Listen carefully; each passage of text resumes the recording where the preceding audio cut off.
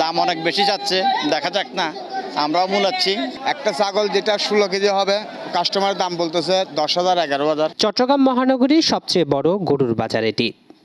বিভিন্ন জেলা থেকে আসা কোরবানির গরুতে ঠাসা এ হাট। তবে আশানুরূপ ক্রেতা নেই। দু একজন কিনতে আসলেও বেশি দামের কারণে ক্রেতা বিক্রেতারা দর কষাকষিতে শেষ পর্যন্ত বাড়ি ফিরছে অনেকে। দাম অনেক বেশি যাচ্ছে, দেখা যাক না, আমরাও মূলাচ্ছি। পরবর্তী দেখা যাক, এখনো কিনবো আর কি। গরুর দামও তো বাড়তি, যে 80,000 টাকার গরু এখন 1 লাখ টাকা, যেটা 1 লাখ টাকার 1,20,000 টাকা ওরকম চলতেছে আর কি।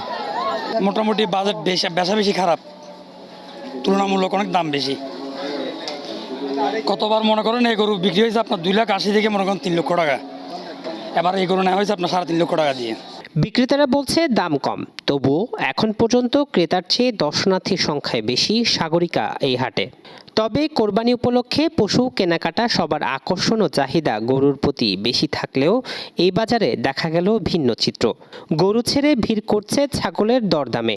গরুর চেয়ে দাম কম ছাগলে, তাই ঈদ ঘিরে খাসি বেচাকেনায় জমে উঠেছে এই হাট। একটা ছাগল যেটা 16 কেজি হবে, কাস্টমার দাম বলতেছে 10,000 11,000। 13,000 14,000 হলে হবে বেচা কিনা। 9টা নিয়ে আসছে, যে এখন মাত্র ঢুকছে 5টা নিয়ে, আরও আসতেছে গরু, তা এখনও দরদাম হয়নি, মাত্র ঢুকছে যে বাজারে আর কি। হাটে ব্যাপারী ইজারাদারদের আশা শেষ দিকে এসে বাজার পুরোপুরি জমে উঠবে। আমাদের এই বাজারটা হচ্ছে 12 মাসের বাজার। বাংলাদেশের মধ্যে সাগরিকা বাজার সর্ববৃহৎ একটা বাজার। এখানে দালাল মুক্ত বাজার। আর এখানে বাংলাদেশের বিভিন্ন ডিস্ট্রিক্ট থেকে যে গরুগুলো আসে, ছোট থেকে 50,000 টাকা থেকে আমাদের এখানে 20 লক্ষ টাকা দামের গরু আসছে। কাস্টমারের সুবিধা মতো ইচ্ছা মতো গরু কিনতে পারবে, কোনো অসুবিধা নেই।